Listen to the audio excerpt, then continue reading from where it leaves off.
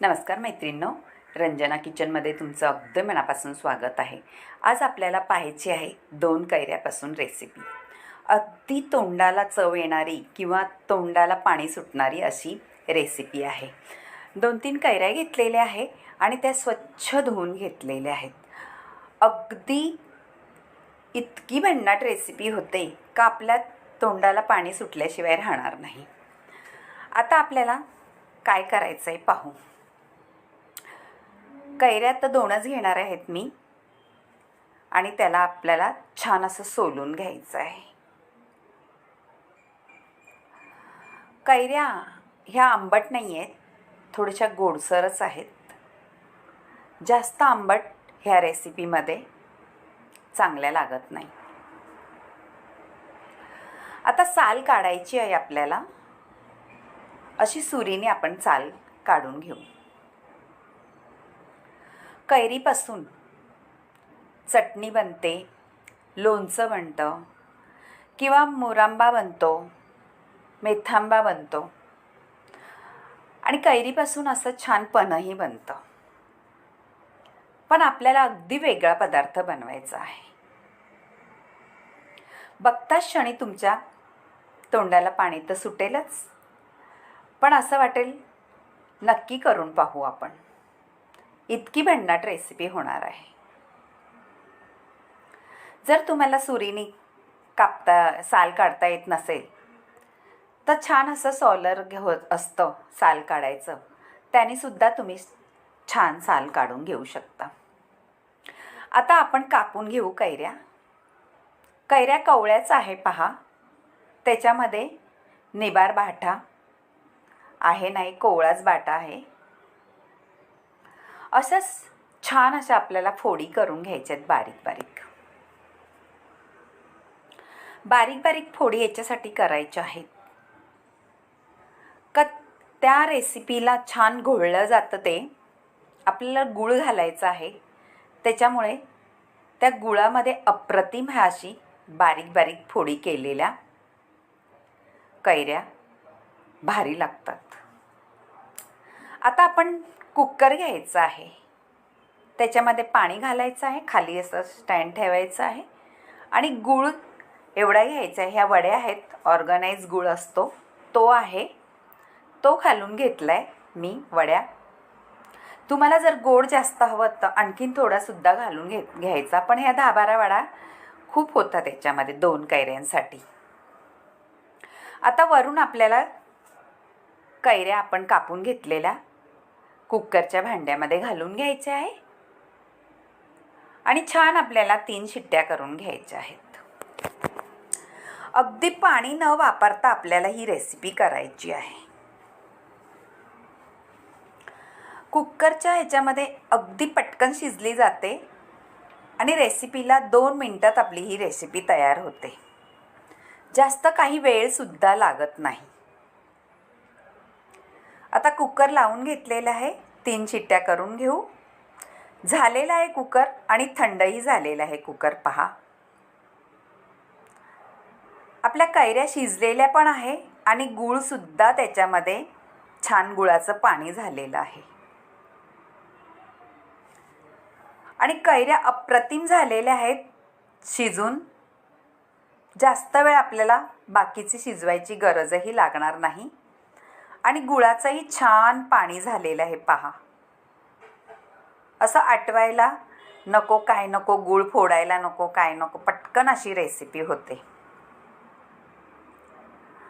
आता आपण एक कढई ठेवून घेऊ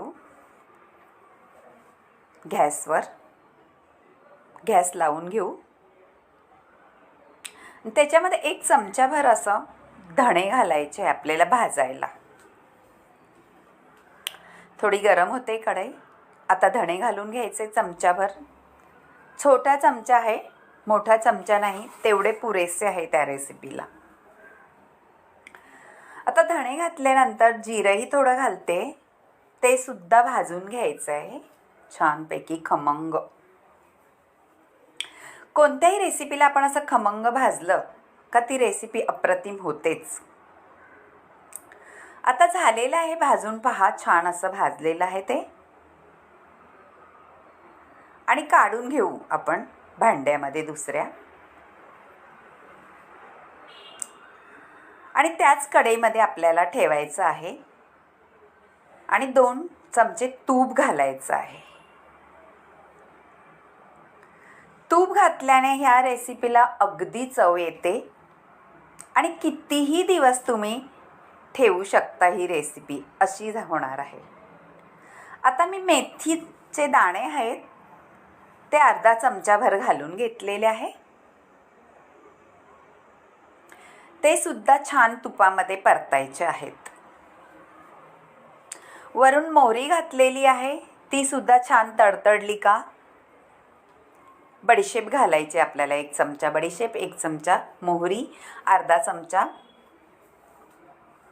मेथीचे दाणे आणि अर्धा चमचा जिरं. हे असे सगळं घालून आपल्याला छान खमंग परतून घ्यायचं आहे तुपामध्ये. आणि वरून आपण शिजवलेलं कुकरच्या भांड्यामध्ये गूळ आणि कैरी ते ओतून घ्यायचं आहे सगळं. आणि हलवायचं आहे, एकजीव करायचा आहे त्याचा. एक्स्ट्राचं आपल्याला अजिबात पाणी वापरायचं नाही आहे. जेवढं गुळाचं पाणी झाले तेवढं पुरेसे आहे त्याला. आता हे मसाले घालून घेतलेले आहेत ते छान त्याला उकळी येईल आणि त्याचा सगळा रस त्याच्यामध्ये उतरेल. आता आपल्याला घालायचे आहे, पहा आटलेलं आहे थोडं पाणी. आता त्याच्यात कलरही छान बदललेला आहे. आता ही आपण धणा पावडर आणि जिरा पावडर घेतली होती भाजून, ती करून घेतलेली आहे. 1 चमचाभर हळद आहे आणि काश्मीरी लाल तिखट आहे, ते घालून घ्यायचं आहे. आणि ही मिरी पूड आहे आणि थोडंसं काळं मीठ आहे. आणि चवीपुरतं आपल्याला आपलं घरगुती मीठही घालून घ्यायचं आहे.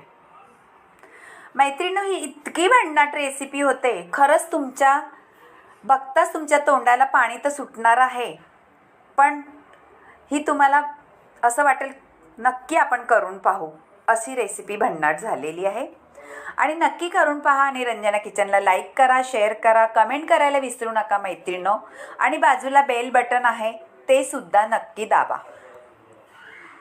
मैत्रिणींनो, कमेंटमध्ये जरूर कळवा तुम्हाला कुकरमधला गूळ आणि कैऱ्याची रेसिपी कशी वाटली. एकही थेंब पाणी न वापरता ही रेसिपी आपण केलेली आहे. आणि चमच्याला तुम्ही बोट फिरवलं का ते सहजरित्या असं त्याची निशाण झाली तर समजायचं आपली रेसिपी रेडी झालेली आहे. ही एक ट्रिक आहे आपली आणि टिप्स आहे. नक्की करून पहा. झालेलं आहे आणि थंडसुद्धा झालेले. आपण भरून घेऊ. मैत्रिणींनो, तुमच्या मैत्रिणींनासुद्धा शेअर करा आणि कमेंटमध्ये जरूर कळवा का तुम्हाला ही रेसिपी कशी वाटली. आणि आपण आता ही तुम्ही वर्षभरसुद्धा ही स्टोर करून खाऊ शकता. पण ही वर्षभर राहणार नाही, पटकन संपणारी आहे. अशी तोंडी लावायला घ्या, चपातीबरोबर खा. आणि मुलांना तुम्ही ब्रेडला सुद्धा लावून टिफिनमध्ये देऊ शकता शाळेमध्ये. अशी रेसिपी झालेली आहे भन्नाट. नक्की करून पहा. आणि रंजना किचनला लाईक करा, शेअर करा, कमेंट करायला विसरू नका. बेल बटनसुद्धा दाबा. अप्रतिम कलर आलेला आहे, डोळ्यात बसण्याजोगा. बाय मैत्रिणींनो, भेटूया आता नवीन रेसिपीमध्ये अशीच काही जिभेवर रेंगाळणारी. आणि तुम्ही कमेंट जरूर करा. इतकी अप्रतिम भन्नाट रेसिपी झालेली आहे. तुम्ही पाहताच क्षणी करून बघणार आहे. बाय.